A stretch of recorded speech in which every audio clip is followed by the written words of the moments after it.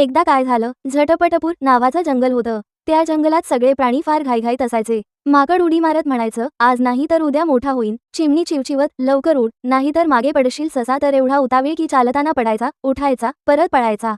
पण या जंगलात एक वेगळाच प्राणी होता. कासव धीरू धीरू हळू चालायचा, शांत बोलायचा आणि प्रत्येक गोष्ट नीट बघून करायचा. सगळे प्राणी त्याची थट्टा करायचे, अरे धीरू, एवढा हळू चालून तू आयुष्यात काय मिळवणार? धीरू फक्त हसायचा. एक दिवस संकट आलं. जंगलात जोरदार वादळ आलं. झाडं पडू लागली, वाटा बदलल्या. घाईघाईत पळताना माकड झाडावर अडकलं, ससा काट्यात अडकला, चिमणी दिशाभूल झाली, सगळे घाबरले.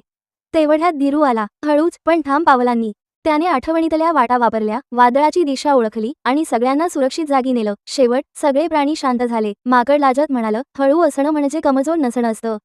ससा म्हणाला, घाईपेक्षा विचार जास्त महत्वाचा आहे. आणि जंगलाने एक नवा नियम केला, वेग नाही, समज महत्वाची. धीरू कासव आजही हळू चालतो, पण सगळ्या जंगलाचा मार्गदर्शक बनतो.